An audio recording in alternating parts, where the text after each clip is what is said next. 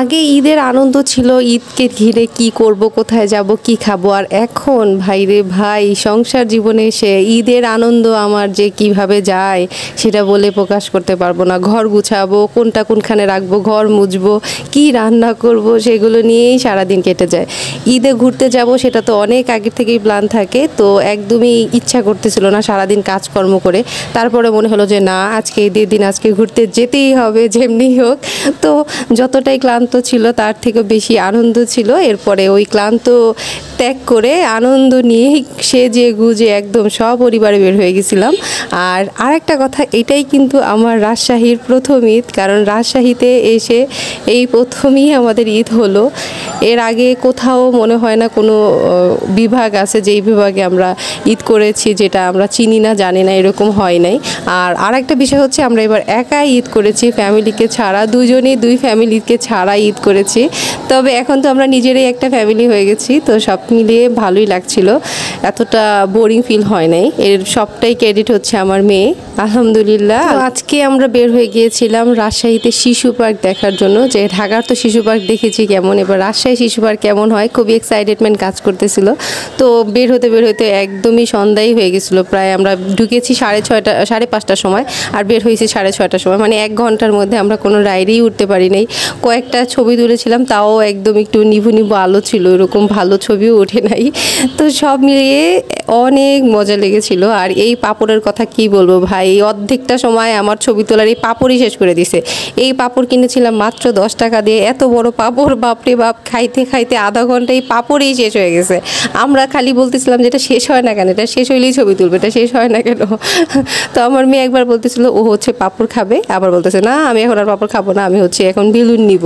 তো এই করে করে আমাদের দিন কেটেছে। তো পাপড়টা আসলে মজার ছিল, এত বড় হইলে কি হয়েছে, পাপড়টা মজা আছে। রাজশাহীর পাপড় কিন্তু বেশ মজা। আপনারা যদি কেউ রাজশাহীতে থেকে থাকেন তাহলে জানাবেন এই পাপড় খেয়েছেন কিনা।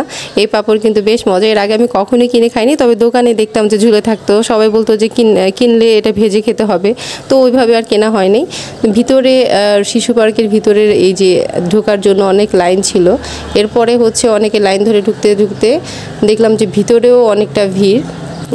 ভিতরেও প্রায় প্রত্যেকটা রাইডের পাশে এরকম ভিড় ছিল, এই জন্য আসলে রাইডে ওঠার সাহস হয়নি আমাদের।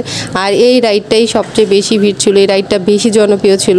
সবাই তো এখানে উঠে চিল্লি করে অবস্থা খারাপ, দেখে খুব ভালো লাগতেছিল। আর ছোটোবেলায় আমি যখনই শিশু পার্ক বা কোনো একটা মেলাতে বা কোনো এক পার্কে গেলেই আমি এসব জায়গায় উঠতাম, কখনোই মিস করতাম না। আর এখন আমি সেগুলো খুব মিস করতেছিলাম, দেখেই ভালো লাগতেছিল। আর অত লাইন ধরে তারপর উঠার আসলে সময়ও ছিল না। আর ছবি তোলা নিয়ে এত বিজি ছিলাম যে না, আজকে ছবি তুলতেই হবে, কারণ মনে হইতেছে যে কত লাখ বছর ধরে মনে ছবি তুলি না, দুজন একসাথে বা সপরিবার একসাথে ছবি তোলাই হয় না এখন।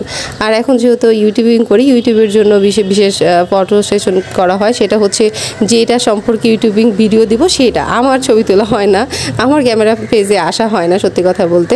তো যাই হোক, ক্যামেরার সামনে না আসলেও এবার কিন্তু বেশ মজা করে ছবি তুলেছি। এবার আলহামদুলিল্লাহ মন ভরে গেছে। তারপরেও ছবি তোলার ইচ্ছা আরও বেশি মনে হয় হয়ে গেল। তো আজকেও ছবি তুলবো, মানে ঈদের দ্বিতীয় তৃতীয় দিনও ছবি তুলবো। যারা যারা আমার সাথে আছেন, যারা ফেসবুকে আমাকে ফলো করেন এবং ইউটিউবে আমার ভিডিওগুলো দেখেন, তাদের সাথে তো অবশ্যই শেয়ার করা হবে কিছু না কিছু। আশা করি প্রত্যেকটা ভিডিওই খুব ভালো লাগবে। আর দেখেন, ঘুরতে ঘুরতে এই জায়গাটা বেশ ভালো লাগছে শিশু পার্কে। শিশু পার্কটা মোটামুটি বড়ই আছে, এত বেশি ছোটও না। তো আরেকটা বিষয় জানিয়ে রাখি, এই শিশু পার্কে এন্ট্রি ফি হচ্ছে 25 টাকা মাত্র, আর 2 বছরের বাচ্চাদের জন্য কাটতে হবে, ওখানে লেখা ছিল। তো ভিড়ের মধ্যে অনেকে দেখি 2 বছরের বাচ্চাও চলে গেছে, খেয়াল করে নেই মনে হয়। তো বিষয়টা হাস্যকর ছিল। তো এই জায়গায় কিন্তু অনেক ভালো একটা ট্রেনও ছিল ভিতরে, ট্রেনটাও খুব ভালো ছিল। আমি একটা ভিডিও নিয়েছিলাম ট্রেনের, একদম কাছে দিয়ে যায়, কি সুন্দর লাগে দেখতে। আর এই ট্রেনে ওঠারই আগ্রহ বেশি। আর আমার সবচেয়ে ভালো লাগছে যে উপরে একটা কেমন চাকার মতো ঘুরে ঘুরে যাচ্ছিল, এইটা ওঠার আরও বেশি আগ্রহ ছিল। এটাও উঠবো ইনশাআল্লাহ নেক্সট টাইম গেলে। আর এই যে এই পানির ভিতরে বোটগুলো ভালো লাগে, এগুলো মনে হয় নিজেরা চালাইতে হয়। তবে বেশ শান্ত একটা পরিবেশ ছিল, আলহামদুলিল্লাহ খুবই ভালো লেগেছে রাজশাহী শিশু পার্কে। আর দেখতে দেখতে এরকম সন্ধ্যা হয়ে গেছে, আর যখন মাগরিবের আজান দিয়েছে তখনই আমরা আর লেট করি নাই, মানে মাগরিবের আজানের আগেই গেটে থাকতেই আমাদের মাগরিবের আজান দিয়েছে, আগেই বের হয়ে গেছি। আর বের হওয়ার আগে আমি এই যে কতগুলো ছবি তুলে নিচ্ছিলাম, ভিডিও করে নিচ্ছিলাম আপনাদের সাথে শেয়ার করব বলে, যে শিশু পার্ক কতটা সুন্দর। এই যে চাকার যে রাইডটা, এই রাইডটার কথাই বলেছিলাম, এটা হচ্ছে অনেকটা রোলার টোস্টার টাইপের তো এটা আমার কাছে বেশ ভালো লাগছে। এটা আমি ইনশাল্লাহ উঠবো এর পরে গেলে। আর গেটটা দেখেন অনেক সুন্দর, আর রাজশাহী শহরের রাস্তাগুলো এতটা সুন্দর, মাশাআল্লাহ, দেখলে সবারই মন ভরে যাবে। এত সুন্দর লাইটিং। আমি আসলে অনেক রাত পর্যন্ত ঘুরেছি, কিন্তু ভিডিও করা হয়নি, যেহেতু বাইকে আমার মেয়ে ছিল পাশে, তো ওকে হ্যান্ডেল করে আবার ভিডিও করা বেশ কষ্টের হয়ে যায়। তো এই যে আমি একটা ভিডিও ফুটেজ নিয়েছিলাম আমার, যে কেমন লাগছে আমাকে দেখতে জানাবেন অবশ্যই কমেন্টে, কেমন লেগেছিল ঈদের দিনে ঈদের আউটফিটে। আর বলেছিলাম যে ট্রেনের সামনে দিয়ে যে একদম কাছ থেকে যায়, দেখেন কতটা সুন্দর লাগে কাছ থেকে গেলে। এই ফুটেজটা আমার সবচেয়ে ফেভারিট ফুটেজ ছিল। দেখেন আবার নিচ দিয়ে কেমন একটা আগুনের মতো বের হয়, এটাও বেশ ভালো। তো এই যে সব মিলিয়ে আমরা বাসার উদ্দেশ্যে রওনা দিয়েছিলাম, তবে বাসায় কিন্তু যাইনি, অনেক ঘুরেছি, সেগুলো ভিডিও নেওয়া হয়নি, জাস্ট এই একটা ক্লিপই নেওয়া হচ্ছে। আর দেখেন রাজশাহী লাইটিংটা কত সুন্দর। সবাই ভালো থাকবেন, আল্লাহ হাফেজ।